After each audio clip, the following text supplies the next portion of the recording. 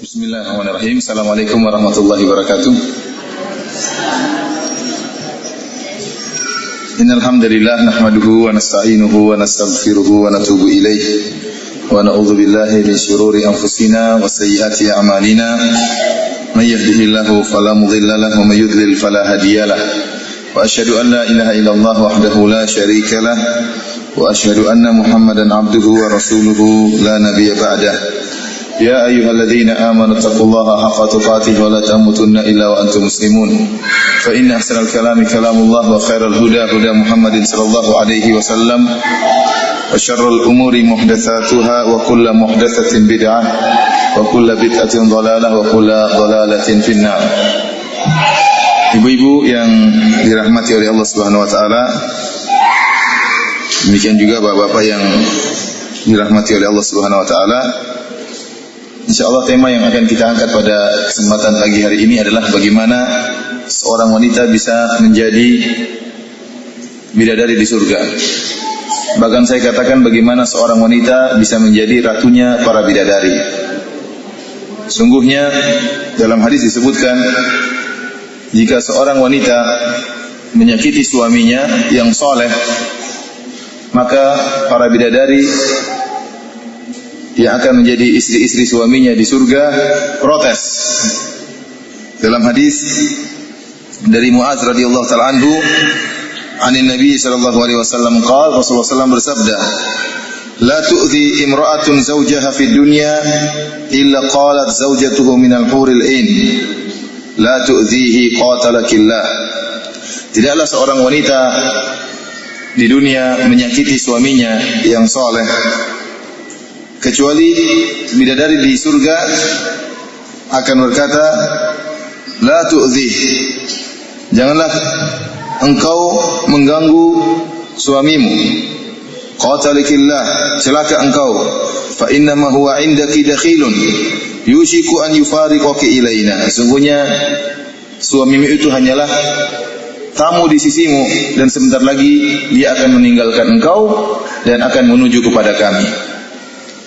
Ini jelas bahwasanya bidadari tidak setuju kalau ada wanita di dunia kemudian menyakiti suaminya, dan didoakan kecelakaan oleh bidadari dengan mengatakan, semoga celaka bagimu yang telah mengganggu suamimu yang saleh dan sebentar lagi dia akan meninggalkanmu dan menuju kepada kita. Karenanya seorang wanita yang saleh di dunia, dia tidak ingin kalah dengan bidadari yang ada di surga, tapi hendaknya dia berusaha untuk menjadi ratunya bidadari. Bagaimana caranya? Yaitu dengan menjadi istri yang solehah. Istri yang solehah yang banyak dipuji oleh Nabi sallallahu alaihi wasallam. Yang kata Nabi sallallahu alaihi wasallam, wa khairu mata'id dunya al-mar'atu salihah. Sebaik-baik perhiasan dunia, sebaik-baik kesenangan dunia adalah istri yang solehah. Rasulullah SAW juga pernah berkata kepada seorang wanita, unzuri aina anti minhu fa innahu jannatuki aw naruki. Lihatlah bagaimana kedudukanmu di sisi suamimu. Sungguhnya suamimu itu adalah surgamu atau nerakamu. Artinya apa? Jika suami dalam kondisi ridha kepada istri, senang dengan istrinya, istrinya menyenangkannya, menyejukkan hatinya, menyedapkan pandangannya, maka wanita ini adalah penghuni surga.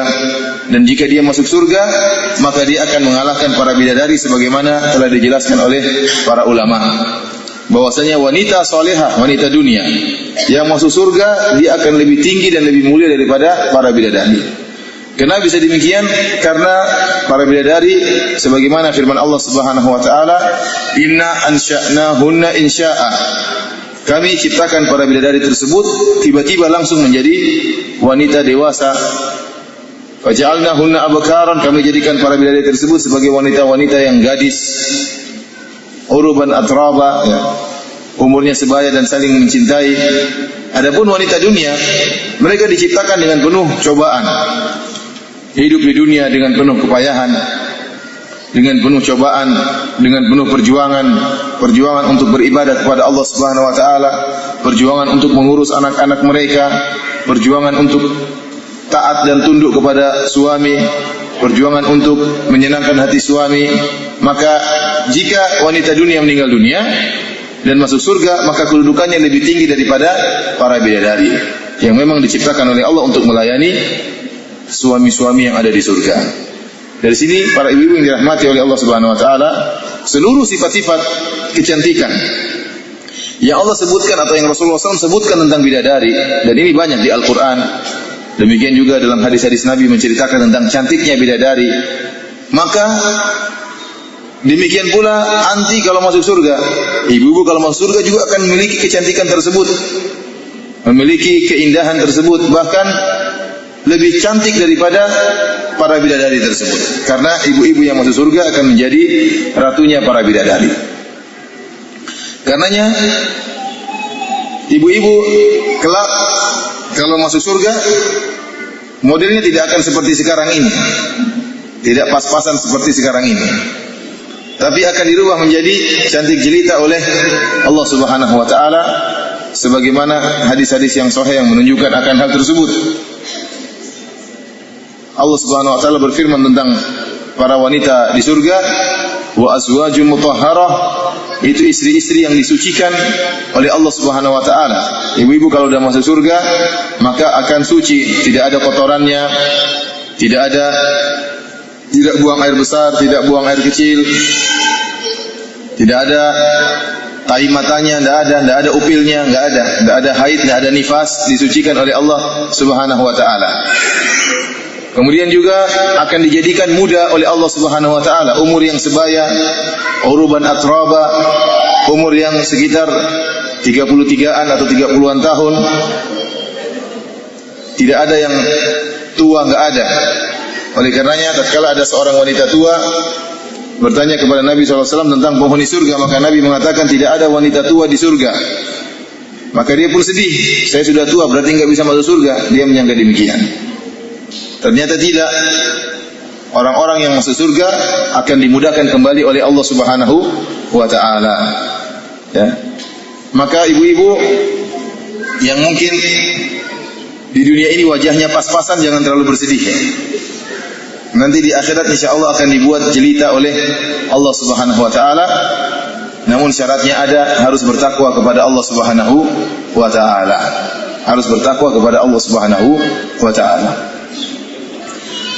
Para hadirat, ibu-ibu, mbak-mbak, ibu-ibu dan juga bapak-bapak yang dirahmati oleh Allah Subhanahu wa taala. Pada kesempatan pagi hari ini kita akan membahas tentang bagaimana bisa menjadi wanita di surga atau menjadi bidadari di surga. Tentunya syarat yang pertama adalah takwa kepada Allah. Ini sudah tidak bisa syarat yang tidak bisa ditawar lagi. Harus bertakwa kepada Allah Subhanahu wa taala. Artinya wanita tersebut harus menjadi wanita yang solehah.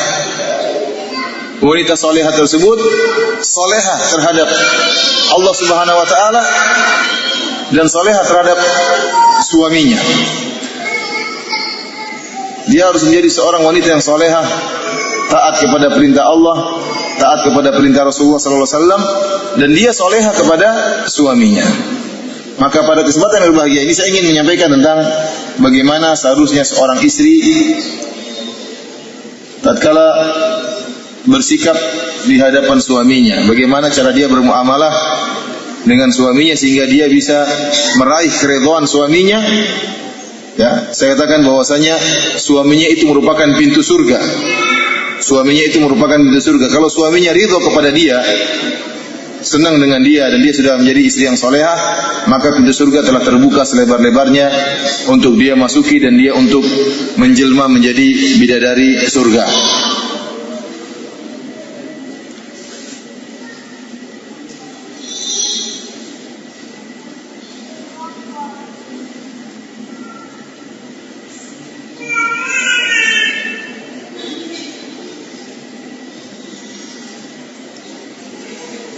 Ibu yang dirahmati Allah Subhanahu wa taala, saya akan menyebutkan banyak poin ya yang hendaknya diperhatikan oleh ibu-ibu supaya bisa menjadi istri yang solehah. Yang pertama, memperbaiki hubungan antara ibu-ibu dengan Allah Subhanahu wa taala. Sering orang bertanya, "Kaifa haluki?" Bagaimana hubunganmu? Bagaimana kondisimu? Bagaimana hubunganmu dengan suamimu? Bagaimana hubunganmu dengan temanmu? Bagaimana hubunganmu dengan bosmu? Bagaimana hubunganmu dengan tetanggamu? Maka pertanyaan yang pertama yang harus kita tanyakan pada diri kita setiap hari adalah bagaimana hubungan kita dengan Allah Subhanahu wa taala. Bagaimana hubungan kita dengan Allah Subhanahu wa taala? Sejauh mana ketakwaan kita kepada Allah Subhanahu wa taala? Barang siapa yang bertakwa kepada Allah Subhanahu wa taala, terutama tatkala dia bersendirian, tatkala tidak ada yang melihatnya, maka Allah akan perbaiki hubungan dia dengan orang lain. Yang penting kita perbaiki hubungan kita dengan Allah Subhanahu wa taala, beribadah dengan tulus, beribadah dengan ikhlas, tidak mencari pujian manusia, tidak riya.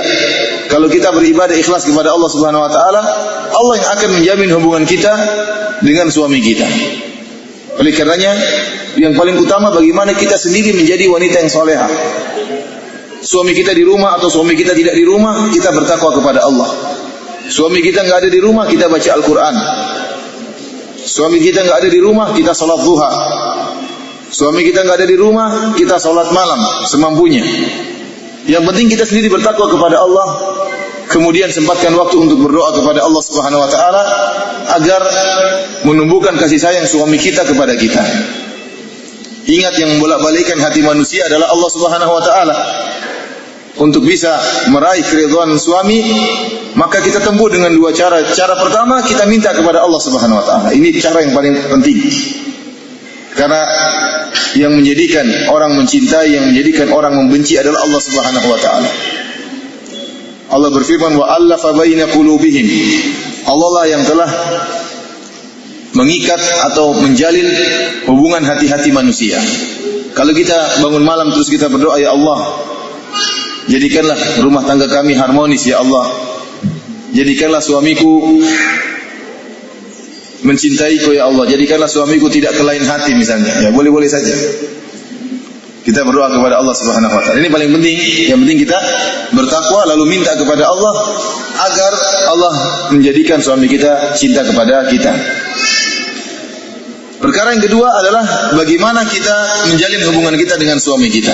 Banyak perkara yang harus kita perhatikan agar suami kita ridha dengan kita. Tentunya sekarang saya katakan ini pengajian adalah untuk ibu-ibu, bukan untuk bapak-bapak. Kalau bapak-bapak lain lagi ya.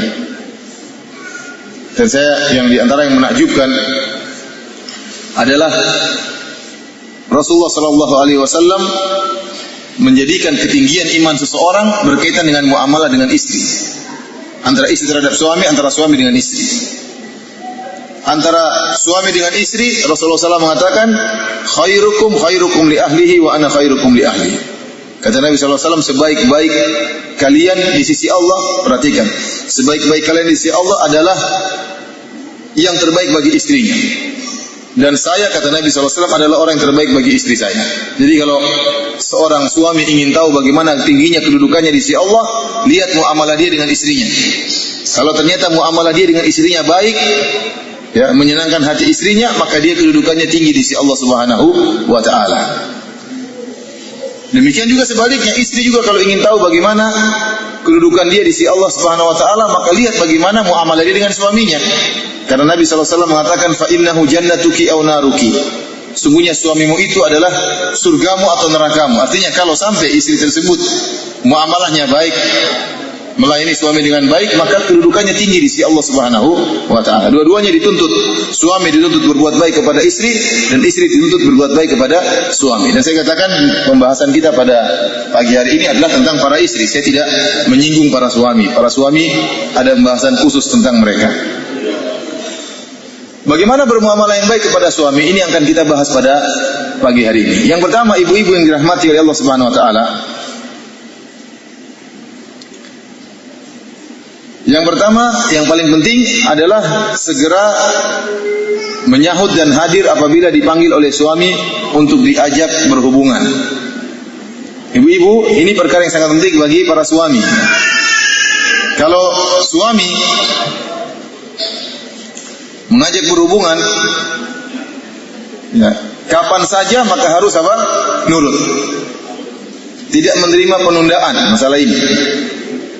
Oleh karenanya Allah murka kepada wanita yang menolak ajakan suaminya. Rasulullah SAW bersabda, "Idza da'a ar-rajulu imra'atahu ila firashihi fa'abat fabata ghadban la'anatha al-mala'ikatu hatta tusbih." Kata Nabi SAW, jika seorang suami mengajak istrinya untuk berhubungan, kemudian istrinya menolak tentunya tanpa alasan, tidak ada alasan yang benar, maka malaikat akan melaknat wanita ini sampai pagi hari. Maka jangan sampai anti menjadi wanita yang terlaknat. Diajak oleh suami kemudian tidak mau. Ya. Kalau tidak mau, apa fungsinya? Jadi seorang istri kalau diajak suaminya berhubungan kemudian tidak mau. Tentunya tidak mau di sini karena tanpa alasan. Di antara alasan tersebut katanya tidak berhasrat. Tidak boleh. Wanita kalau tidak berhasrat, tetap wajib bagi dia untuk menundukkan pandangan suaminya. Tetap wajib bagi dia untuk melayani suaminya meskipun dia mungkin tidak berhasrat atau kurang berhasrat. Dan jangan dia tunda-tunda. Bayangkan seorang suami, dia pergi ke kantor, kerja di luar. Di tengah jalan dia melihat berbagai macam pemandangan. Dia banyak melihat cewek-cewek cantik di jalan. Dia banyak melihat paha-paha yang terbuka, tubuh-tubuh yang indah. Kemudian dia pulang ketemu istrinya, mengajak istrinya berhubungan, istrinya tidak mau. Maka dia stres. Apa yang harus dia lakukan? Sementara istrinya cuma satu, anti satu-satunya. Enggak ada pilihan yang kedua. Bantal tidak ada manfaatnya, goleng pun tidak ada berguna. Oleh karenanya dia tidur dalam keadaan pusing, ya. Maka wanita yang menolak ajakan suaminya ini dilaknat oleh malaikat sampai pagi hari. Maka jangan sampai anti menjadi wanita yang terlaknat.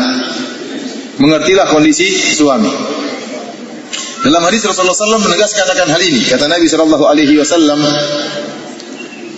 dalam riwayat, hatta wa in kanat ala tanur. Kalau sang istri sedang masak, sedang bakar roti, kalau orang-orang Arab mereka bakar roti di tanur, semacam tungku mereka bakar. Lalu suaminya mengajak untuk berhubungan, maka istrinya harus segera memenuhi panggilan suaminya. Meskipun akhirnya roti tersebut hangus, enggak jadi masalah kata para ulama. Kenapa? Karena maslahat memenuhi panggilan suami lebih besar daripada maslahat roti. Dalam riwayat yang lain kata Nabi SAW, wa in kanat alal qatab. Kalau sang istri sudah berada di atas onta, kalau zaman dahulu kendaraan onta.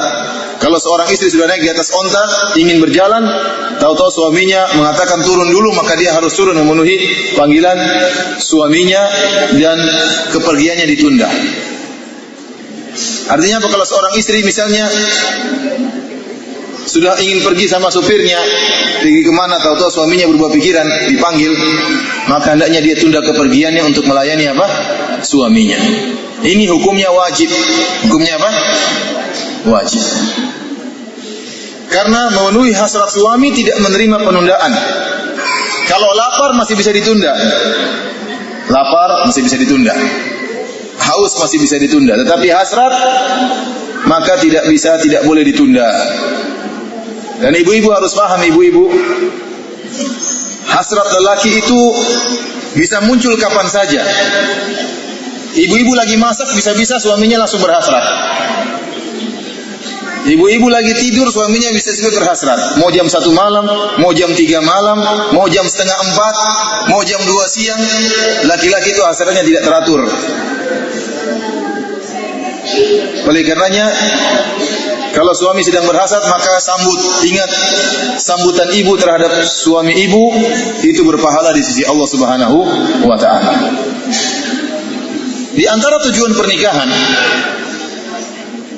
Nabi SAW berkata kepada para pemuda, ya ma'asyarasy syabab, man istata'a minkumul ba'ah. Wahai para pemuda, siapa di antara kalian yang mampu untuk menikah, falyatazawwaj, maka menikahlah. Kemudian kata Nabi, fa innahu aghaddu lil basar wa ahsanu lil farj. Karena menikah itu lebih mudah untuk menundukkan pandangan dan lebih mudah untuk menjaga kemaluan.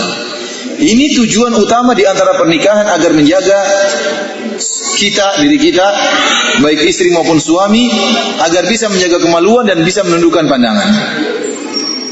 Jadi antara hal yang paling bisa menundukkan pandangan suami adalah kita melayani dari sisi kebutuhan biologis. Tentunya pernikahan bukan cuma kebutuhan biologis, itu benar. Tetapi di antara perkara yang penting dalam pernikahan, yang bisa menjaga kelanggengan pernikahan adalah masalah kebutuhan biologis. Karenanya saya sering sampaikan kepada ibu-ibu, bahwasanya jika ibu-ibu berhias karena suami, karena ini perintah Allah Subhanahu wa taala, sesekali pergi ke salon ya, untuk mempercantik diri, sesekali olahraga untuk memperkurus diri ya misalnya, maka itu insya Allah berpahala di sisi Allah Subhanahu wa taala. Ya laki-laki juga tentunya. Ini kita bicara ibu-ibu. Jangan biarkan tubuh melar sebesar-besarnya, jangan. Tapi berusaha mempercantik diri, menghias diri. Kalau di depan suami pakai parfum yang harum. Rajin mandi ya, intinya seperti itu. Perhatikan tempat tidur tidak boleh kotor. Tempat tidur dikasih parfum. Maka ini jika dilakukan karena Allah Subhanahu wa taala, ini termasuk sebab masuk surga. Ibu-ibu tenang, ibu-ibu. Prakteknya nanti, sekarang dengar dulu. Nanti di rumah baru praktek. Sekarang saya ingatkan, karena sering saya dengar ibu-ibu ya, sering saya dengar. Kalau ada ibu-ibu yang masih awam datang, ketemu dengan ibu-ibu yang berjilbab, terkadang yang bercadar, sering ibu-ibu dari luar protes, kenapa kok ada aroma yang tidak sedap yang dicium oleh para ibu-ibu yang baru ngaji misalnya. Seakan-akan ada kesan bahwasanya kalau ibu-ibu sudah ngaji, perhatian terhadap penampilan kurang diperhatikan. Seakan-akan ada kesan demikian. Ini salah. Justru ibu-ibu kalau sudah ngaji harus memperhatikan penampilannya terhadap suaminya. Dia pakai cadar di luar tapi dalamnya harus diperhatikan. Saya tahu ibu-ibu mampu untuk berhias, sangat mampu. Berhiaslah untuk suami. Jangan sampai suami mencium bau yang tidak enak dari kita. Apalagi bau mulut. Jangan sampai malah sikat gigi. Maunya dicium terus tapi mulutnya bau. Gimana mau dicium? Dalam satu riwayat tatkala Nabi SAW ingin menikahi seorang wanita, Nabi SAW mengutus salah satu istrinya untuk mengecek wanita tersebut. Rasulullah SAW tidak memandangnya langsung. Maka Nabi SAW mengatakan, Unzuri ila ukrubaiha wa shummi awaridha. Kata Nabi SAW, lihatlah kakinya. Jadi Rasulullah SAW tidak bisa nazar. Rasulullah SAW menyuruh seorang wanita lain untuk melihat kaki wanita tersebut. Kemudian kata Nabi, wa shummi awaridha, dan tolong cium bau mulutnya. Disuruh mendekati wanita tersebut untuk dicium apa? Bau mulutnya. Ini berarti Nabi SAW perhatian. Jangan sampai calon istrinya ternyata mulutnya bau. Nabi SAW sering bersiwak. Idza dakhala al-bait bada'a bisiwak. Rasulullah SAW kalau pertama kali masuk rumah, beliau bersiwak. Kenapa? Dia tidak ingin bertemu dengan istrinya dalam kondisi mulut yang bau.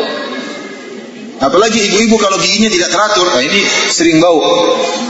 Kenapa? Banyak makanan yang nyantol. Oleh karenanya kalau mau bicara sama suami, tes dulu, harum enggak?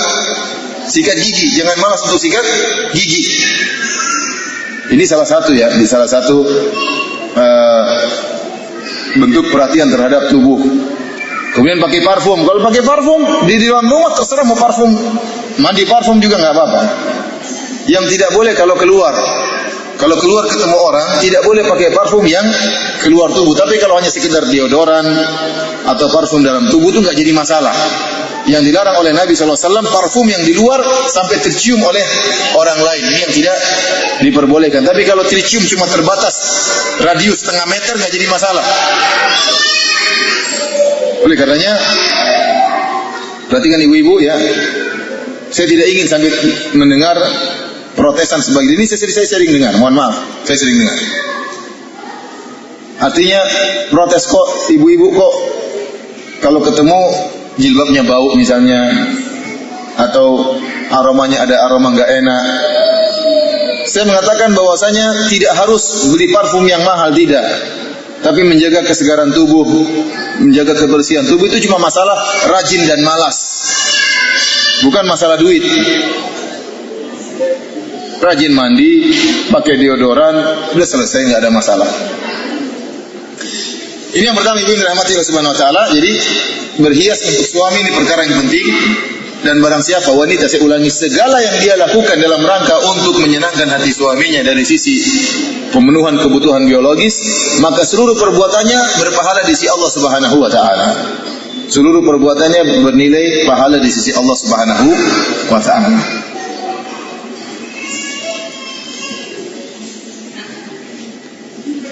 Di Palembang ada salon akhwat tidak? Ada salon akhwat? Khusus akhwat? Ada ya. Bapak juga tidak boleh pelit ya. Kalau istrinya pingin ke salon, kasih duit ya. Mau istrinya cantik tapi nggak mau keluar biaya. Kemudian perkara yang kedua, yang perhatikan ibu-ibu,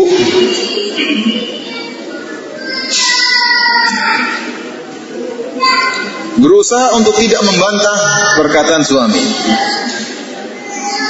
Suami itu adalah kepala rumah tangga dan tidak suka dibantah, apalagi dibantah oleh istri dengan mengangkat suaranya. Istri berusaha untuk berlemah lembut kepada suaminya. Kalau suaminya punya salah, maka sampaikanlah dengan baik-baik, suamiku, apa benar seperti ini? Coba dipikirkan lagi. Yang lembut, berusaha lembut. Di antara perkataan para ulama tentang Khadijah radhiyallahu taala anha, Siti Khadijah radhiyallahu taala anha telah dijamin masuk surga. Jibril alaihissalam mendatangi Nabi sallallahu alaihi wasallam dan mengatakan, wahai Muhammad, kabarkanlah kepada Khadijah tentang istana di surga yang Allah sediakan bagi Khadijah. La sakhaba fiha wala nasab. Di antara sifat istana tersebut, kata malaikat Jibril, tidak ada suara hiruk pikuk di istana tersebut dan tidak ada keletihan di istana tersebut. Kalau Khadijah masuk dalam istana tersebut, maka tidak ada suara hiruk pikuk dan tidak ada keletihan sama sekali. Kata para ulama, kenapa? Al-jaza' min jinsil amal. Bahwasanya perbuatan sesuai dengan amalan. Tidak ada rasa letih bagi Khadijah karena selama di dunia dia telah letih untuk mengurus Nabi sallallahu alaihi wasallam. Mengurus suaminya itu butuh perjuangan, capek, tidak mudah. Dan saya tahu kesulitan seorang istri tatkala mengurus suaminya. Harus masak, harus cuci piring, cuci pakaian, belum lagi berhias, belum lagi anak-anak. Ini semua perjuangan. Tapi ibu-ibu yang berletih-letih dalam rangka untuk melakukan ini semua, maka di akhirat kelak tidak ada rasa letih baginya. Wala sakhab, dan juga tidak ada teriak-teriakan, kata para ulama, karena Khadijah radhiyallahu taala anha tatkala menjalani pernikahan bersama Nabi Muhammad sallallahu alaihi wasallam lebih dari 20 tahun, tidak pernah mengangkat suaranya sama sekali di hadapan Nabi sallallahu alaihi wasallam. Khadijah tidak pernah mengangkat suara, apalagi membantah. Mengangkat suara aja enggak pernah, apalagi membantah. Oleh karenanya Allah siapkan bagi dia surga yang tidak ada hiruk pikuknya, tidak ada teriakan-teriakan. Kenapa? Karena dia tidak pernah berteriak di hadapan suaminya. Inilah yang kemudian memikat hati Nabi sallallahu alaihi wasallam. Dan Nabi tidak pernah berpoligami selama menikah dengan Khadijah, padahal Khadijah lebih tua daripada Nabi sallallahu alaihi wasallam. Kenapa? Karena akhlak Khadijah yang luar biasa. Karena saya katakan ibu-ibu, penampilan kita perlu mempercantik diri. Tetapi kecantikan tersebut tidak ada faedahnya kalau tidak dihiasi dengan akhlak yang mulia. Akhlak yang mulia itulah yang menghias kecantikan kita. Boleh jadi seorang wanita kecantikannya hanya pas-pasan, tetapi tatkala akhlaknya yang mulia membuat suaminya sangat cinta kepadanya. Kenapa? Tutur katanya yang lembut, taat kepada suami. Ya ibu-ibu, saya tahu ada sebagian teman-teman saya kaya raya, ditawarin poligami tidak mau. Kenapa? Istri saya sangat solehah. Jawabannya apa? Istri saya sangat solehah, saya tidak ingin menyakiti hatinya. Itu jawabannya. Tapi kalau begitu istrinya kepala batu, pikirannya kapan saya poligami lagi. Oleh karena saya katakan ibu yang dirahmati Allah Subhanahu wa taala, kecantikan itu perlu, tapi kecantikan batin itu lebih utama. Itulah yang akan melanggengkan kecantikan ibu-ibu. Ibu-ibu mau cantik tidak bakalan lama. Sebentar lagi sudah masuk 40 tahun ke atas, sudah mulai keriput. Sebentar lagi 50 tahun ke atas sudah mulai keriput. Tubuh yang tadinya halus mulai kasar. Tubuh yang tadinya halus mulai kasar, mulai keriput, mulai menua. Tetapi kalau disertai dengan akhlak yang mulia, maka kecantikan akan langgeng. Boleh jadi tubuh ibu-ibu semakin berkurang kecantikannya, tapi karena dihiasi dengan nostalgia yang indah yang ada di benak suami, istri saya Masya Allah perjuangannya, Masya Allah akhlaknya, Masya Allah muamalahnya, maka dia akan terus mencintai ibu-ibu dan dia tidak akan melupakan perjuangan ibu-ibu sekalian. Jadi saya katakan bahwasanya perkara yang paling utama juga adalah bagaimana berakhlak mulia di hadapan suami. Dan apa yang akan disebutkan semuanya setelah ini, semuanya berkaitan dengan akhlak mulia. Semuanya ialah perincian daripada akhlak yang mulia. Intinya, bagaimana seorang istri bisa berakhlak mulia di hadapan suaminya. Contohnya, misalnya berusaha memilih kata-kata yang terbaik tatkala berbicara dengan suami. Sebagian ibu-ibu, Masya Allah, kalau berbicara dengan teman-temannya, baik lewat telepon, atau baik lewat BlackBerry, atau lewat WhatsApp, kata-katanya indah. Dia milih kata-kata yang indah. Atau tatkala bertemu langsung, kalau ngobrol sama teman-temannya, maka dengan obrolan yang indah, perkataannya dijaga.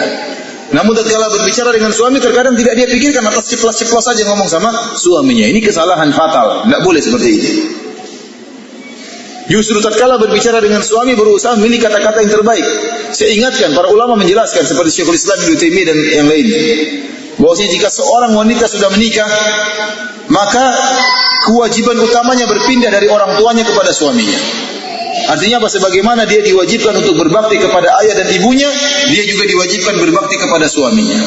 Oleh karena camkan ibu-ibu, kalau ada seorang kita sebagai anak misalnya berkata-kata kasar kepada ayah kita, berkata-kata kasar kepada ibu kita, menyinggung hati ayah dan ibu kita, kita berdosa atau tidak? Berdosa. Apalagi sampai membentak ayah dan ibu kita, tentunya kita merasa berdosa. Demikian pula kalau ibu-ibu membentak suami, berkata-kata kasar kepada suami, juga berdosa. Juga berdosa. Tidak sama kalah dosanya dengan membentak ayah dan ibu, tidak sama. Tidak kalah. Sama-sama dosa yang parah. Kenapa? Karena setelah ibu-ibu menikah, maka kewajiban berbakti berpindah kepada ayah, kepada suami. Lebih daripada ayah dan ibu. Karenanya para ulama menjelaskan, kalau terjadi perselisihan antara orang tua ibu-ibu dengan suami, misalnya dalam masalah tempat tinggal, ibu-ibu mengatakan, orang tua ibu-ibu mengatakan, kamu harus tinggal sama kami. Nah, suami mengatakan, tidak, kamu harus tinggal sama saya. Kita nggak boleh tinggal dekat ibu kita pindah agak jauh. Maka harus taat kepada suami. Harus taat kepada suami dengan tidak memutuskan silaturahmi tentunya. Karena saya katakan, ibu-ibu tatkala dia merasa berdosa mengangkat suaranya di hadapan ayah dan ibunya, maka hendaknya dia merasa berdosa tatkala mengangkat suaranya, mengeraskan suaranya di hadapan suaminya. Sebagaimana seorang wanita merasa berpahala besar tatkala menyenangkan hati ibunya, tatkala menyenangkan hati ayahnya, demikian pula hendaknya dia merasa berpahala tatkala menyenangkan hati suaminya. Ini, perhatikan ini. Berbakti kepada, sebagaimana berbakti kepada ayah dan ibu, membuka pintu yang lebar untuk masuk surga, demikian juga berbakti kepada suami, membuka pintu surga selebar-lebarnya. Yang penting apa istri wanita itu? Wanita jadi wanita solehah masuk surga. Tapi untuk menjadi wanita solehah memang butuh perjuangan. Butuh perjuangan. Jadi berusaha memilih kata-kata yang indah tatkala berbicara dengan suami. Kemudian diantaranya, jangan suruh suami mengerjakan pekerjaan wanita. Mentang-mentang suaminya baik, disuruh masak suaminya. Bang, masakanmu enak bang, masakin buang saya. Suaminya suruh masak. Besok lagi demikian, masakanmu enak bang. Kemudian terkadang suruh mandiin anak-anak. Bang, anak-anak belum mandi, mandikan bang. Nah, ini tidak benar seperti itu. Lebih parah lagi, tolong cebokin si kecil bang. Nah, ini tidak benar seperti itu. Masa suami disuruh kerja kerjaan wanita? Kita katakan suami yang baik membantu istri, itu benar. Sebagaimana Rasulullah SAW membantu istri-istrinya dalam pekerjaan rumah tangga. Tetapi ini bukan merupakan kebiasaan. Suami yang soleh kalau lihat istrinya terkadang capek, dia akan kerjakan. Dan tidak mengapa istrinya minta tolong dalam keadaan letih, dalam keadaan sakit. Tapi bukan merupakan kebiasaan menyuruh suaminya mengerjakan pekerjaan ibu-ibu. Ini tidak boleh, tidak pantas bagi seorang wanita memerintahkan suaminya untuk mengerjakan pekerjaan ibu-ibu, kecuali kalau memang ada kondisi-kondisi tertentu.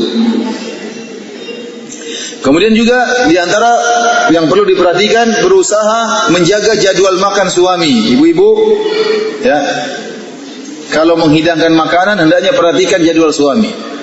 Tanya suami, Mas mau makan jam berapa? Tanya, tidak jadi masalah. Kalau lebih rajin lagi, Mas hari ini mau makan apa? Ini lebih bagus lagi. Jadi dia masakan buat suaminya. Memang capek ibu-ibu menjadi istri soleh, menjadi bidadari ya harus begitu. Kalau mau jadi wajahnya begini aja pas-pasan tidak berubah ya terserah saja. Tapi kalau ingin dirubah oleh Allah menjelma menjadi wanita yang cantik jelita, maka harus bersabar. Tanya kepada suami, hari ini mau makan apa, jam berapa mau makan. Dan jangan sampai terlambat menghidangkan makanan. Karena kalau suami terkadang terlambat makan, lapar, namanya orang lapar terkadang temperamentalnya naik. Cepat marah-marah, nggak bisa mikir. Sudah pulang dari kantor, sudah pulang dari pasar, sudah pulang dari kerja, makanan belum siap. Maka biasanya dia marah. Oleh karenanya berusaha menghidangkan makanan sesuai jadwal yang tepat, sehingga suami tatkala pulang siap untuk makan.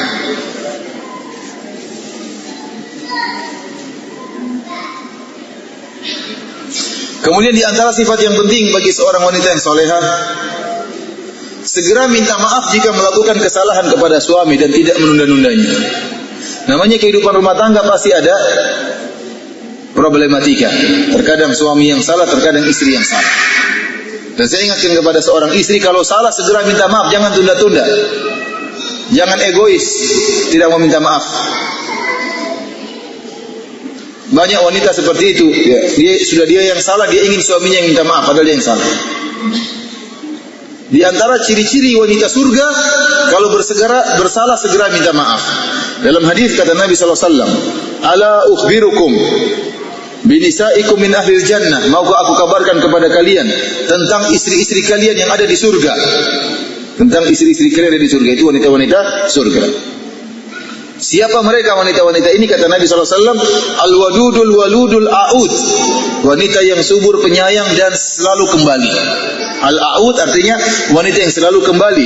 Al-a'udu ala zawjiha allati idza ghadiba ja'at hatta tada'a yadaha fi yadi zawjiha. Itu seorang wanita yang senantiasa kembali kepada suaminya. Jika suaminya marah karena istrinya bersalah, maka istrinya wanita ini pun segera datang kepada suaminya, lantas meletakkan tangannya di atas tangan suaminya, wa taqul, kemudian dia berkata, la adzuku ghumdan hatta tarda. Wahai suamiku, aku tidak bisa tentram tidur sampai kau maafkan aku. Ini ciri-ciri wanita surga. Kalau dia bersalah, dia segera minta maaf kepada suaminya dan dia tidak menunda-nunda ya untuk minta maaf kepada suaminya. Katanya saya ingatkan ibu-ibu, kalau lagi marahan sama suami, lihat saya yang salah atau suami yang salah. Lihat dengan otak yang jernih, dengan akal yang jernih. Ya, jangan-jangan suaminya marah gara-gara dia terlalu banyak menuntut. Jangan-jangan suaminya marah karena dia terlalu tidak taat kepada suaminya. Oleh karenanya, kalau dia salah, segera kembali kepada suaminya, pegang tangan suaminya, cium tangan suaminya dan mengatakan, wahai suamiku, maafkanlah aku tidak bisa tidur sampai kau maafkanlah diriku. Ini wanita, ciri-ciri wanita surga. Kemudian di antara perkara yang penting untuk diketahui juga atau dilakukan oleh wanita yang solehah, berusaha kerjasama dengan suaminya dalam masalah agama. Ini penting. Jadi kelanggengan rumah tangga itu tidak mungkin dibangun di atas perkara dunia. Perkara dunia ya datang dan pergi. Tetapi yang penting adalah rumah tangga tersebut dibangun di atas nilai-nilai keagamaan, nilai-nilai keagamaan. Harus ada kerjasama antara suami istri dalam bertakwa kepada Allah Subhanahu Wa Taala. Dalam bertakwa kepada Allah Subhanahu Wa Taala, dalam mengurus anak-anak perlu kerjasama antara suami dan istri. Oleh karenanya Nabi SAW memuji seorang suami yang mengajak istrinya sholat malam. Rasulullah SAW mengatakan, rahimallahu imra'an qama minal lail fa shalla. Sungguh Allah merahmati seorang lelaki yang bangun di malam hari kemudian sholat malam. Wa aiqadha imra'atahu fa shallat. Kemudian dia bangunkan istrinya, suruh sholat malam. Istrinya pun sholat malam. Fa in abad nadaha ala wajhiha al-ma. Kalau istrinya tidak mau sholat, maka suaminya pun mengambil air, dipercikanlah di wajah istrinya supaya sholat malam. Ini hendaknya dipraktekkan oleh bapak-bapak. Bangun malam, bangunkan istri. Tidak usah suruh sholat langsung 23 rakaat, terlalu panjang. Suruh sholat 3 rakaat cukup. 3 rakaat cukup, yang penting sempatkan waktu di malam hari untuk sholat malam. Kalau perlu 1 rakaat cukup. Percikan air di wajah istri Anda. Kata para ulama, ini dalil bahwasanya boleh bagi suami agak memaksa istri untuk dilatih beribadah. Kalau istrinya tidak mau bangun, maka apa? Percikan air. Dan sebaliknya, rahimallahu imra'atan qamat minal lail. Semoga Allah merahmati seorang wanita yang bangun di malam hari. Fa shallat, kemudian dia salat malam. Wa aiqadzat zaujaha, kemudian dia bangunkan suaminya untuk salat. Fa shalla, maka suaminya salat. Fa in aba nadahat fi wajhil ma. Kalau suaminya tidak mau bangun, maka istrinya percikan air di wajah suaminya. Makanya istri yang solehah bangunkan suami, bangunkan dengan penuh kelembutan. Sayang, bangun sayang, salat malam. Kalau suami capek-capek, Mi, saya mau tidur nanti aja leh. Menjelang subuh bangunkan lagi. Sebentar lagi mau sholat subuh, setengah jam lagi bangun. Doakan anak-anak. Anak-anak butuh doa. Doakan istrimu, doakan orang tuamu, bangunkan dengan cara yang lembut. Insya Allah kalau suami sudah terbiasa sholat malam, maka pahalanya juga mengalir kepada istrinya. Karena ibu-ibu berusaha kerjasama. Demikian juga kalau suami bangunkan kita. Istriku, sayangku, bangun. Maka kita segera sambut. Kita bangun dan kemudian kita berwudu. Bahkan dalam hadis kata Rasulullah SAW, fasallaya aw shalla rak'ataini jami'an kutiba fi dzakirin wa dzakirat. Kemudian mereka akhirnya salat malam bersama, maka akan dicatat sebagai para lelaki yang banyak mengingat Allah dan para wanita yang banyak mengingat Allah. Boleh suami salat di luar. Tatkala sudah mau selesai salatnya, dia bangunkan istrinya. Kemudian mereka salat berdua 2 rakaat cukup, tidak usah banyak-banyak, 2 rakaat cukup. 4 juga boleh. Jadi terkadang boleh suami istri salat berjamaah dalam salat malam. Kalau sampai salat berjamaah maka dicatat termasuk penghuni surga. Kata Nabi sallallahu alaihi wasallam. Dan sungguh indah suami istri yang salat malam bersama. Ini sungguh indah. Bukan ngorak bersama, bukan. Tapi bangun sama-sama bangun kemudian sholat bareng, maka ini indah, dicatat oleh malaikat, dicatat oleh Allah Subhanahu wa Ta'ala. Saya ingatkan kepada ibu-ibu, kalau suaminya lagi rajin bangunkan sholat malam, maka jangan tunda-tunda bangun sholat malam, kalahkan ngantuk. Bangun sholat malam sebentar, kalau ngantuk pagi bisa tidur nanti. Jam-jam 9 boleh tidur, jam-jam 8 boleh tidur. Tapi sisihkan waktu meskipun 15 menit untuk sholat malam. Itulah keindahan kehidupan rumah tangga. Kerjasama antara suami istri dalam beribadah kepada Allah Subhanahu wa Ta'ala. Nah, terkadang ya istri sulit dibangunkan atau sebaliknya suami sulit dibangunkan. Namun seorang suami harus sabar bangunkan istrinya. Cara bangunkan juga harus baik-baik. Sayangku, cintaku, bangun ya, salat malam. Ulang lagi, sayangku, cintaku, bangun. Kalau nggak mau bangun, bisikin dalam telinganya, saya mau poligami. Dia pasti bangun.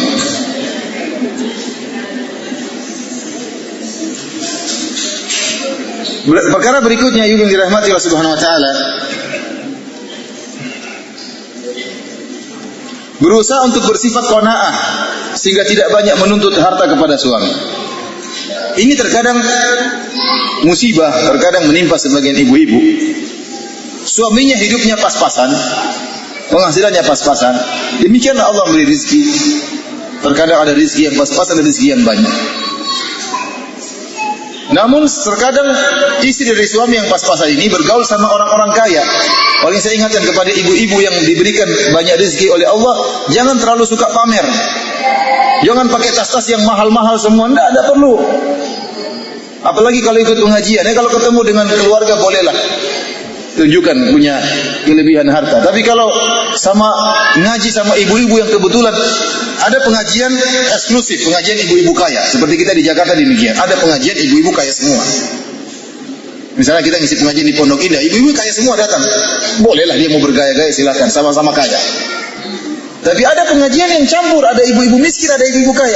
Kalau pengajian lagi campur gitu, ibu-ibu kaya hendaknya jangan menahan diri, jangan pakai pakaian yang mewah-mewah. Kasihan yang ibu-ibu miskin ini. Lihat dompet yang mahal, lihat tas yang mahal, lihat jam tangan yang mahal, emasnya dipakai semua. Kasihan, sementara dia nggak ada punya apa-apa. Lihat HP-nya, HP murahan. Nah, ini akan berpengaruh. Namanya wanita itu mereka cepat apa? Terpengaruh. Akhirnya pulang-pulang, Mas, belikan saya HP yang mahal, Mas. Mas, belikan saya. Wah, repot suaminya padahal cuma jualan di pasar, kan setengah mati. Ini gara-gara salah pergaulan. Seperti yang saya katakan, terkadang musibah menimpa seorang suami tatkala istrinya bergaul dengan orang-orang kaya, sehingga tidak memiliki sifat qanaah, tidak lagi nerima, seperti tuntutan, permintaan. Ini merepotkan suami. Makanya saya ingatkan dari dua belah pihak, wahai ibu-ibu yang Allah berikan rizki yang terbatas, kasihan suami anti, jangan terlalu banyak dituntut minta ini dan minta anu. Sungguhnya kemuliaan yang Allah berikan bukan berdasarkan harta, tidak. Kalau memang harta itu menunjukkan kemuliaan, maka Nabi Muhammad yang berhak paling kaya raya. Tidak. Harta itu Allah berikan kepada orang yang Allah cintai dan orang yang Allah tidak cintai. Harta itu Allah berikan kepada orang mukmin dan orang kafir. Allah berikan. Kembali kepada orang mukmin tersebut dalam menjikapi hartanya. Jika dia gunakan harta tersebut karena di jalan Allah Subhanahu wa taala, maka dia semakin mulia di sisi Allah Subhanahu wa taala. Oleh karena sifat qanaah adalah sifat yang mahal. Ya, al-ghina ghina nafs, kata Nabi SAW, kekayaan yang sesungguhnya adalah kekayaan hati. Ini yang paling penting ditanamkan pada hati ibu-ibu. Ingat, dunia ini cuma sementara, hidup cuma sebentar. Kalau kita melihat ada orang pakai mobil mewah, kita mobilnya bagus. Mobil kita misalnya kurang mewah, tapi tidak perlu kita ngiler pengen mobil seperti dia. Ingat, kalau mobil kita mewah seperti mobil dia, hisapnya lebih panjang. Hisapnya lebih apa? Panjang. Antum punya mobil mungkin murah, ya udah hisapnya pendek, nggak panjang-panjang. Apalagi kalau naik sepeda, mungkin hisapnya ring. Masing-masing punya tanggung jawab masing-masing. Maka jangan terlalu ngiler dengan harta orang lain. Maka saya katakan ibu-ibu miliki sifat qanaah penting. Jangan sama suaminya nuntut minta anu, minta ini, minta anu. Kalau suaminya punya harta, insya Allah dia akan berikan. Apalagi dia laki yang soleh. Tapi kalau dia tidak mampu, maka jangan dipaksa, kasihan dia. Sudah pusing mikir utang, harus pikir sekolah anak-anak perlu biaya, harus dia pikirkan kedua orang tuanya, harus dia tanggung. Banyak beban yang dia pikirkan. Kemudian kita tuntut untuk beli ini, beli anu, beli ini. Kasihan suami. Oleh karenanya kata Imam Syafi'i rahimahullahu taala, "Idza ma kunta dza qalbin qanu'in fa anta wa malikud dunya sawa'u." Jika engkau memiliki hati yang qanaah, maka engkau dan raja sebenarnya sama saja. Sama saja. Raja ingin cari kebahagiaan. Dia ingin dapat kebahagiaan apa? Dengan memiliki harta sebanyak-banyaknya. Belum tentu bahagia. Tapi anti jika memiliki hati yang nerima, anti bahagia meskipun dengan harta yang pas-pasan. Maka tatkala sama-sama mencapai bahagia, maka anti dan raja sama saja sebenarnya. Ini perkataan Imam Syafi'i rahimahullahu taala. Sifat berikutnya, berusaha tidak menceritakan aib-aib keluarga keluar. Jangan sampai kalau ada masalah pribadi dalam rumah tangga, jangan sampai masalah tersebut keluar. Siapapun orangnya, berusaha jangan cerita. Tidaklah cerita kecuali kepada wanita yang benar-benar dia percayai kalau dia ingin curhat. Kalau perlu dia langsung curhat kepada ustaz misalnya, tapi tidak sebutkan dirinya. Dia mengatakan, "Ustaz, bagaimana hukumnya seorang wanita yang seperti ini? Atau bagaimana hukumnya seorang wanita yang dizalimi oleh suaminya? Apa yang harus dia lakukan?" Jangan dia bilang, "Ustaz, saya ini, suami saya ini berusaha untuk tidak membuka aib dirinya kecuali kalau terpaksa." Tapi jangan jadi seorang wanita yang ember, ya, sedikit-sedikit ngomong. Punya masalah ngomong sama perempuan lain. Perempuan ini ember juga, akhirnya apa? Tersebar semua aibnya. Dan banyak kerusakan rumah tangga timbul gara-gara seperti itu. Gara-gara bergaul dengan wanita-wanita yang mulutnya ember, numpahin terus, ngomong terus. Sana sini ngomong, gimana dengan si fulana? Ini wanita suka gibah ini, jangan bergaul dengan, ingat, jangan suka bergaul dengan wanita suka gibah. Kalau ada wanita suka gibah, ceritain kejelekan orang lain, bilang ittaqillah, ente bertakwa kepada Allah, gibah dosa besar. Ingatkan. Ente kalau mau nasihati langsung. Nasihati langsung. Kalau enggak kita bilang, ya udah afwan, saya enggak ingin dengar masalah ini. Nanti kita terikut-ikut untuk gibah. Akhirnya apa? Kalau kita punya masalah, kita ceritakan sama orang, khawatir orang pada semua tahu. Dan ini kalau sampai terdengar oleh suami, masalah rumah tangganya diketahui oleh banyak orang, dia akan marah. Itu aib keluarga, tidak boleh keluar. Aib keluarga jangan sampai keluar. Itu merendahkan diri kita dan merendahkan suami kita. Maka kalau ada aib, maka jangan ceritakan sama orang lain. Kecuali dalam rangka untuk curhat, dan itu harus milih-milih. Tidak semua orang kita ceritakan, tapi orang yang benar-benar amanah, yang benar-benar kita percayai, baru kita ceritakan. Kalau enggak, lebih baik enggak usah kita curhat kepada Allah Subhanahu wa taala. Berusaha menyelesaikan masalah antara kita dengan suami dengan kepala dingin, dengan penuh kasih sayang. Kemudian perkara berikutnya, ibu yang dirahmati oleh Allah Subhanahu wa taala, jadilah istri yang lebih senang dalam rumah, jangan suka keluar rumah. Allah berfirman, wa qarna fi buyutikunna. Hendaknya kalian menetap di rumah-rumah kalian. Jangan jadi istri yang suka keluyuran, sedikit-sedikit pingin ajak suaminya ke mall terus, ke mall sana, ke mall sini, ke mall sana, ke mall sini. Tatkala ibu-ibu mengajak suami ke mall, maka banyak yang dilihat, banyak aurat-aurat wanita yang terumbar. Apa ibu tidak cemburu kalau suaminya melihat aurat-aurat wanita yang terumbar kan? Cemburu dong. Cemburu. Maka berusaha untuk tidak sering keluar rumah. Kalau bisa di rumah, keluar aja di masalah sesekali jalan-jalan sama anak-anak. Tapi jangan sering-seringan. Karena ada wanita yang begitu modelnya, pingin ke mall terus, ingin jalan-jalan terus. Ini tidak benar, menyelisihi firman Allah Subhanahu wa taala, wa qarna fi buyutikunna, hendaknya kalian menetap di rumah-rumah kalian.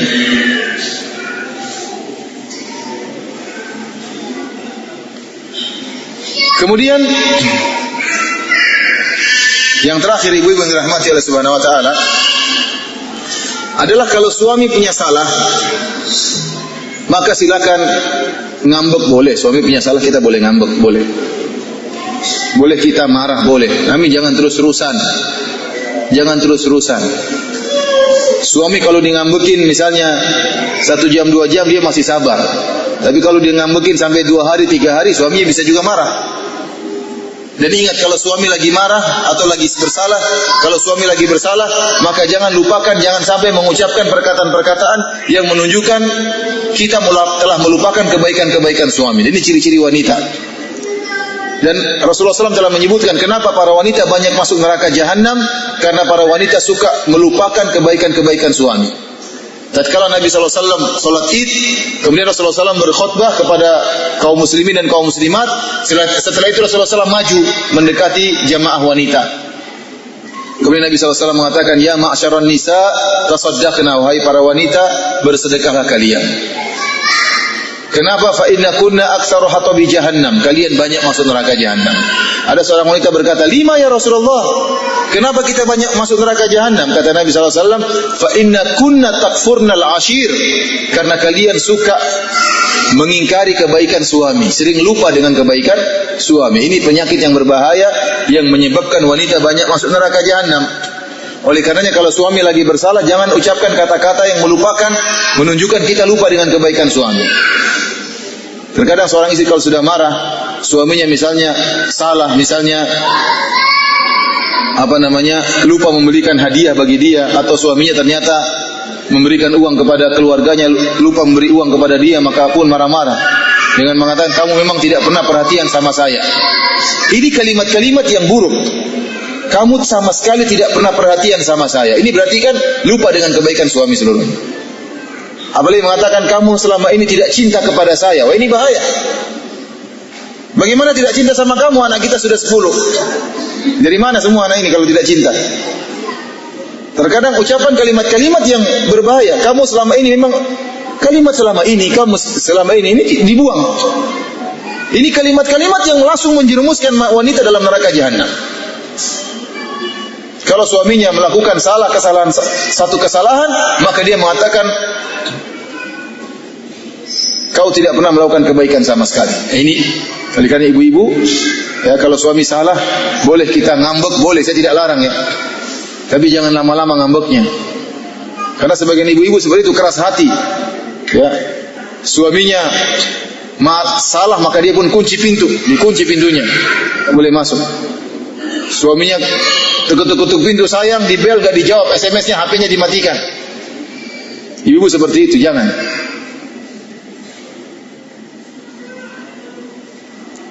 Dan terkadang egonya seorang wanita mengalahkan rasa cintanya. Dia udah marah suaminya datang, diusir, pergi, jangan pulang ke rumah. Akhirnya suaminya pergi, sudah 2 hari gak pulang, dia pun gelisah, kapan suami saya pulang? Dia rindu sama suaminya. Begitu suaminya datang, cintaku, saya mau pulang. Dia sudah senang. Begitu sampai di rumah, dia masih sok lagi. Ngapain kamu pulang, katanya. Padahal dia rindu sama suaminya. Oleh saya katakan ibu-ibu, kalau suami lagi salah, boleh kita marah, namun jangan lama-lama. Karena kalau sampai lama-lama, datang syaitan akan menghasut suami anti, sehingga suami anti kalau sudah marah, akhirnya marah-marahan bisa jadi pada tingkatan yang jelek sampai pada tingkatan perceraian dan yang lainnya. Wallahu a'lam bishawab. Demikian saja, waktu kita sudah habis. Apa yang saya sampaikan, intinya semoga ibu-ibu sekalian menjadi istri-istri yang salehah dan bisa menjadi ratu bidadari yang ada di surga. Oleh karenanya bersabar dalam menjalani kehidupan ini, sabar dalam mengurus anak-anak, sabar dalam taat kepada suami, sabar untuk bertakwa kepada Allah Subhanahu wa taala, sabar untuk mengajak suami untuk menuju ke surga Allah Subhanahu wa taala. Demikian saja, kalau ada yang bertanya saya persilahkan. Wallahu a'lam bishawab. Assalamualaikum warahmatullahi wabarakatuh. Waalaikumsalam warahmatullahi wabarakatuh. Ustaz mau tanya, kata tadi suami patuh pada istri atau suami, tapi melihat di dunia ini bagaimana kalau suami menyakiti istri, suka selingkuh, sudah itu tidak pulang, Sudah itu tidak apa? sudah kumpul, nah itu orang dalam para itu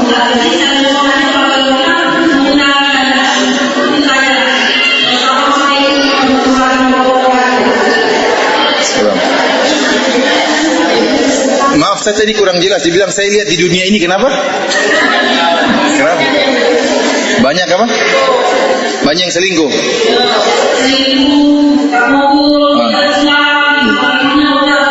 Iya.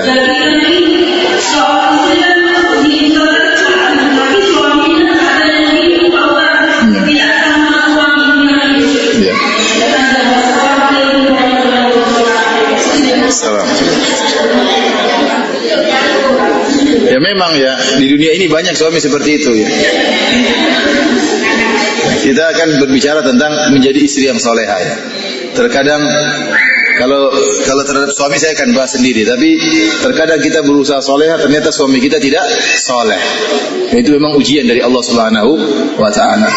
Banyak suami-suami yang bejat, banyak. Tidak perhatian sama istrinya. Istrinya seperti dianggap pembantu ya. Dia dianggap pembantu, sudah. Kamu udah cuci piring belum? Tidak pernah dihargai. Seorang suami yang baik, kalau istrinya berbuat baik, maka dia bilang, terima kasih istriku, syukran, terima kasih sayangku. Istrinya pun demikian, kalau suaminya berbuat baik, dia mengucapkan terima kasih.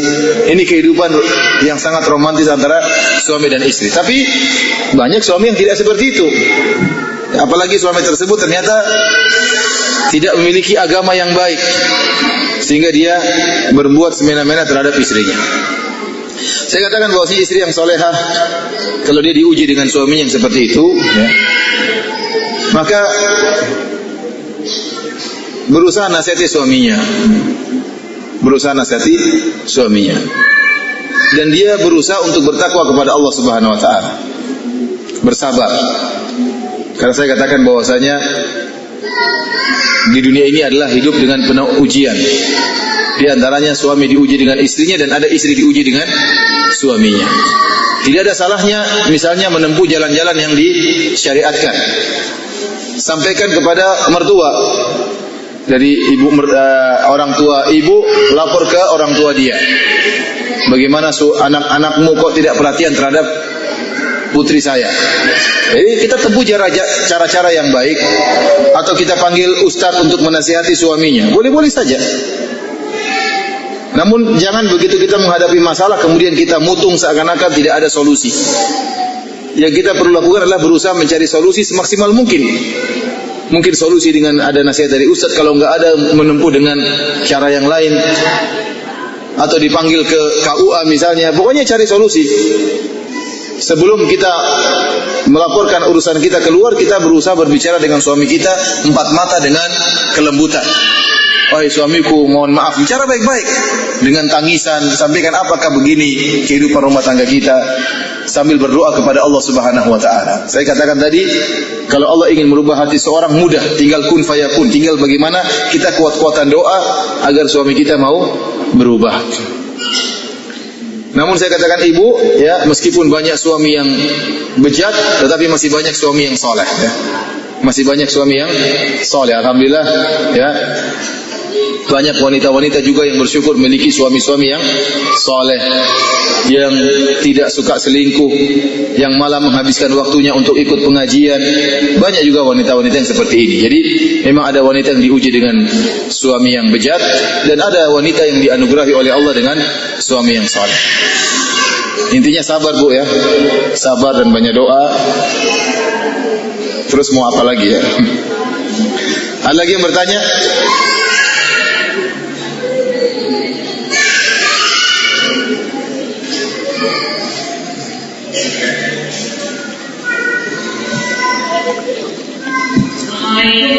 Waalaikumsalam.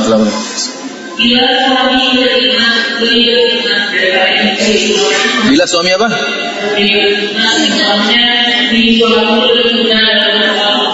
Saya kurang jelas, mohon mic-nya agak jauh ini. Bila suami itu lebih beriman daripada istri, umpama suami itu lebih mudah menghafal Quran daripada istri. Apakah istri juga memberikan ini sama-sama? Nah, terus yang kedua, kita harus menyembunyikan apa-apa kita. Terus bila istri tadi bersedekah atau berinfak, atau yang sejenisnya, terus dia bercerita yang beritahu suami bahwa dia sudah bersedekah atau berpulang.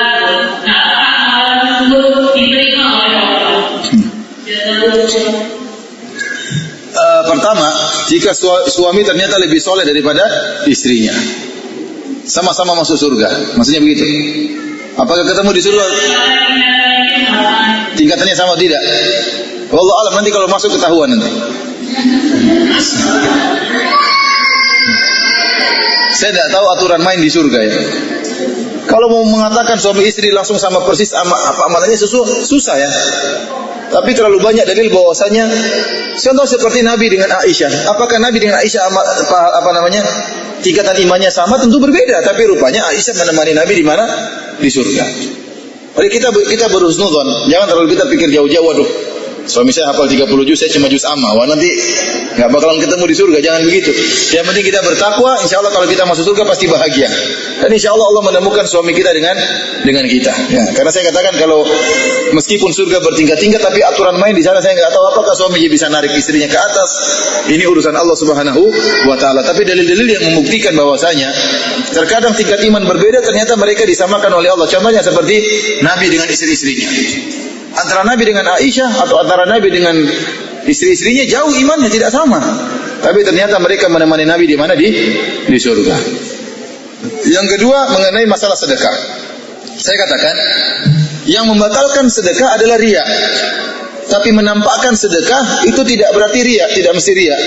Kata Allah Subhanahu wa taala, "In tubudus shadaqati fa ni'mahi, wa in tukhfuha wa tu'tuha al-fuqara fa huwa khairul lakum." Dalam surat Al-Baqarah.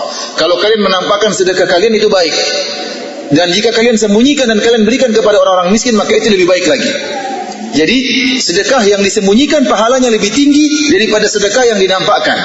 Kecuali dinampakkannya karena ada maslahat. Contohnya dalam rangka motivasi orang lain. Sebagaimana Nabi SAW tatkala melihat ada sebagian orang-orang yang sahabat yang miskin, maka Nabi memotivasi untuk bersedekah, maka datang seorang Ansari, dia bersedekah lebih dahulu di hadapan sebanyak orang. Maka kemudian diikuti yang lain, maka Nabi mengatakan seluruh pahala yang lain kena kepada orang yang pertama ini. Oleh karena saya katakan menampakkan sedekah terkadang bagus jika ada maslahatnya. Contohnya tadi kita ceritakan kepada istri misalnya, kepada suami. Suamiku saya tadi bersedekah karena lihat kasihan ada tadi tetangga kita yang ini, dalam rangka supaya suami kita kasihan juga sama dia untuk bisa membantunya di lain waktu. Dan ingat, saya katakan ibu-ibu tidak boleh bersedekah dengan harta suami kecuali dengan izin suami. Ya, jangan dia ikhlas ternyata uang suaminya hilang kemana? Sudah disedekahkan, padahal bukan uang dia. Kalau dengan uang kita sendiri nggak jadi masalah, kita diam-diam tidak usah ngomong. Tapi kalau itu uang suami, maka tidak boleh kita bersedekah kecuali dengan izin suami. Kecuali uang yang kita sedekahkan itu kecil seperti 5.000, 10.000, 20.000 nggak jadi masalah. Tapi kalau sudah sampai ratusan ribu sementara uang harta suami terbatas, maka harus kasih tahu suami, minta izin sama suami.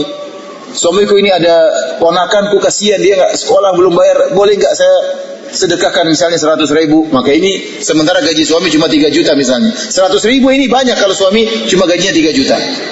Maka harus minta izin kepada suami. Dan saya katakan kepada ibu-ibu, tidak ada salahnya menampakkan amalan kita di hadapan suami. Kalau suami datang kita baca Quran di hadapan suami, kita latih diri kita ikhlas, kita dalam rangka untuk menyenangkan hati suami, karena Allah menyuruh kita untuk menyenangkan hati suami. Jangan kita nggak pernah baca Quran depan suami, seakan-akan suami istri saya ini ngapain aja, jangan-jangan nonton sinetron terus. Kapan baca Qurannya? Sekali-sekali kita nampakkan kita juga baca Quran. Tujuannya bukan untuk riya, tapi untuk menghilangkan suudzon dari suami. Karena suami juga terkadang menilai, jangan sampai dia suudzon kepada kita sehingga berpikiran macam-macam. Terkadang kita nampakkan amalan kita. Oleh karenanya bukankah mereka berdua boleh sholat malam bareng-bareng? Saling menampakkan, suami menampakkan istri, istri menampakkan suami. Karena ada maslahat yang lain, itu terjalinnya cinta kasih. Karena suami kalau tahu istrinya soleha, dia semakin cinta. Istri kalau tahu suaminya soleh, dia semakin apa? Semakin cinta. Oleh karena terkadang kita menampakkan amalan soleh kita kepada suami kita dengan niat agar saling tumbuh apa? Rasa cinta kasih. Sama orang lain kita sembunyikan. Ada lagi yang bertanya? Tolong ambil.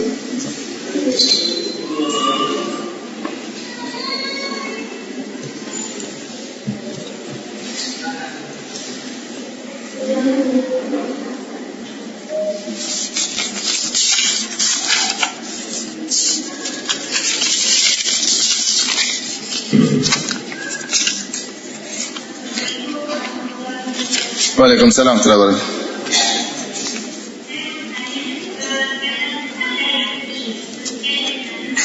Ana nggak dengar. Coba saya nggak dengar Bu, coba diulang. Sebentar, biar saya tanya sama Ustaz. Apa tanya? Saya nggak dengar Bu, afwan, Ustaz juga nggak dengar. Tolong agak besar dikit.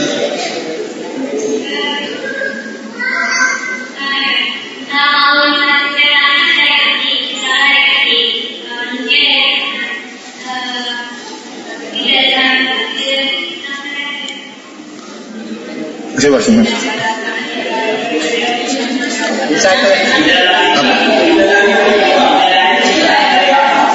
Bidadari diciptakan dari apa?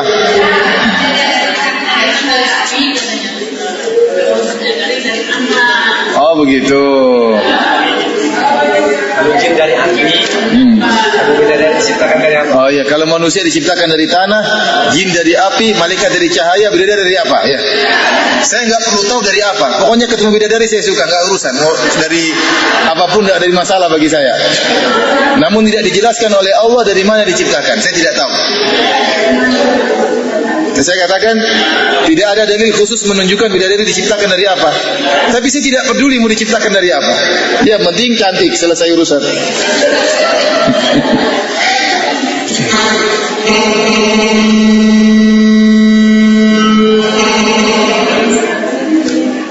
Bagaimana kalau istri yang tidak mencintai suami? Apakah yang harus dilakukan istri? Dalam keadaan ini dia tetap menyalami suami. Saya katakan bahwasanya hubungan rumah tangga mestinya dibangun di atas rasa cinta kasih. Tapi kalau ternyata istrinya tidak bisa cinta kepada suaminya, namun dia tetap taat kepada suaminya, dia tetap ikhlas dalam menyelaini suaminya, maka dia akan insya Allah masuk surga. Kalau dia masuk surga di akhirat, maka Allah yang akan tumbuhkan rasa cinta kasih. Allah yang akan tumbuhkan rasa cinta kasih. Jadi kalau sudah masuk surga, yang penting kalau sudah masuk surga pasti senang, tidak ada kekecewaan. Saya pernah ditanya sama seorang suami, Ustaz, saya mau tanya Ustaz, pertanyaannya, saya tidak ingin istri saya masuk surga sama saya. Dia nggak mau. Sepertinya istrinya suka marah-marahin dia. Ya, kalau istri saya mau surga, saya nggak mau. Istri saya nggak usah sama saya. Bayangan dia, kalau istrinya masuk surga, nanti juga masih ngomel-ngomel terus. Dia lagi pegangan sama bidadari, mau kemana kamu sini katanya? Enak aja pergi sama bidadari ya, enggak. Padahal dalam Al-Quran disebutkan, Allah berfirman, wa naza'na ma fi sudurihim min ghillin tajri min tahtihal anhar. Sebelum orang-orang dimasukkan surga, Allah telah menghilangkan kedengkian. Semua penyakit hati dibersihkan oleh Allah Subhanahu wa taala. Jadi kalau ada istri kita yang suka ngomel di dunia, kalau masuk surga, dia tidak akan suka ngomel lagi. Kalau istri kita di dunia kurang begitu cinta sama kita, kalau dia masuk surga sama kita, dia akan sangat cinta kepada kita. Kenapa? Hatinya dibersihkan oleh Allah Subhanahu wa taala. Jadi hubungan dunia tidak sama dengan di akhirat, lain kondisinya. Kalau sudah masuk surga, tidak ada pertengkaran, tidak ada marah-marah, tidak ada ngomel-ngomel, tidak ada. Jangan dibayangkan istri kita suka ngomel di dunia, nanti di akhirat suka ngomel juga. Enggak. Berbeda.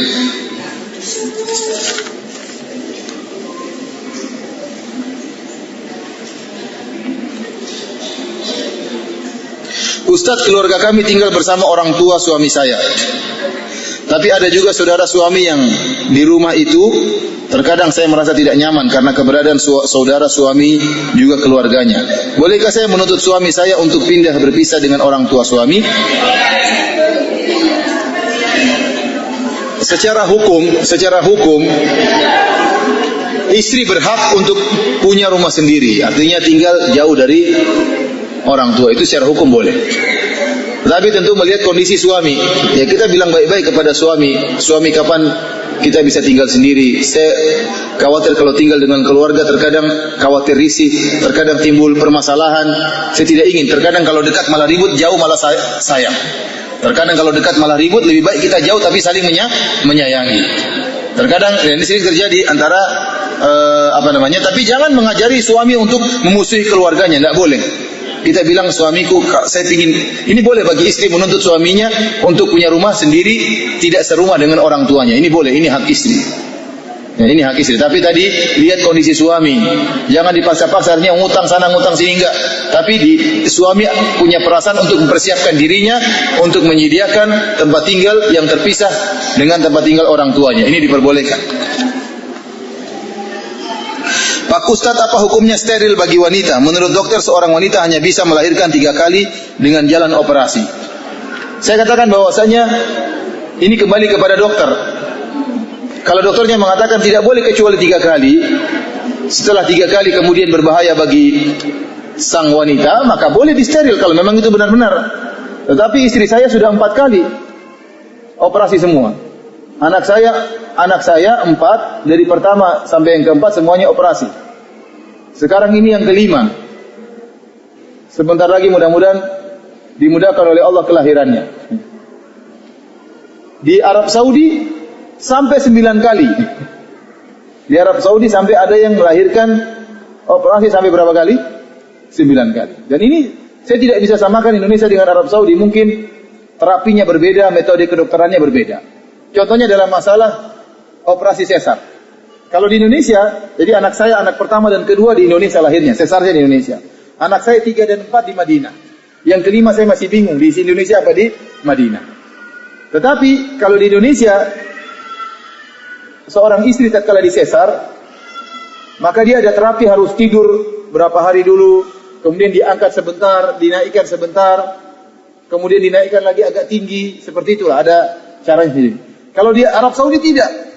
Sekarang lahirkan sesar, besok sudah suruh jalan. Suruh jalan langsung, saya sampai nangis-nangis. Tapi cepat sembuh dengan cara seperti itu. Semuanya nggak pandang bulu. Tidak ada suruh tidur-tiduran dulu 3 hari, nggak.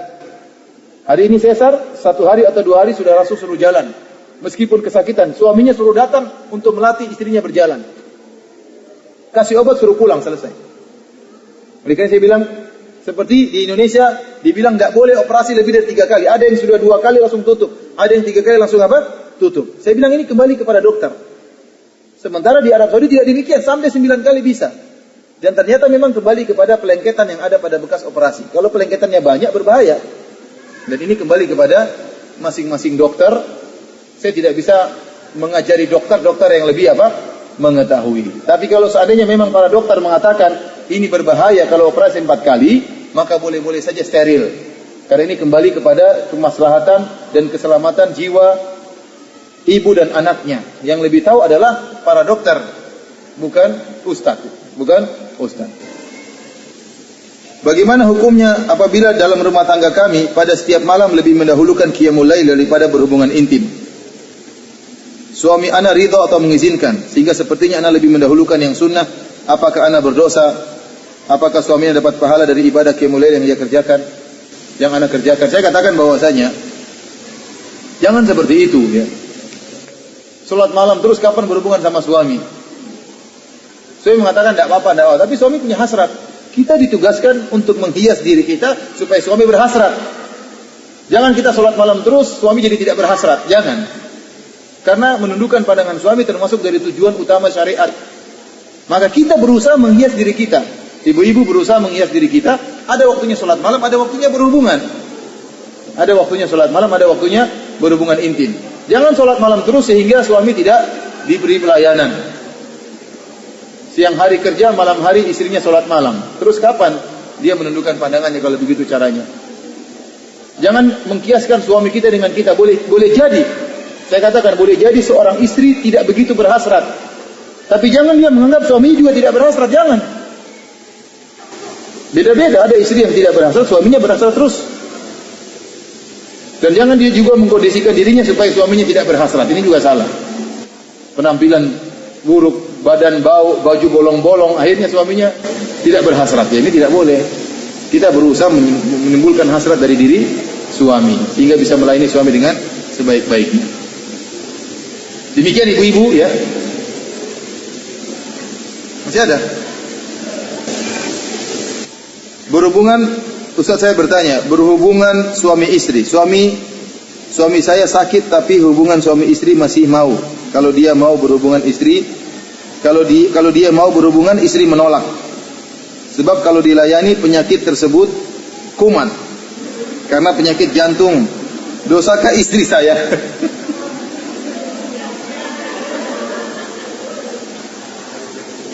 Suami saya sakit tapi hubungan suami istri masih mau. Kalau dia mau berhubungan, istri menolak. Sebab kalau dilayani, penyakitnya kumat. Karena penyakit jantung. Dosakah istrinya? Enggak tahu saya.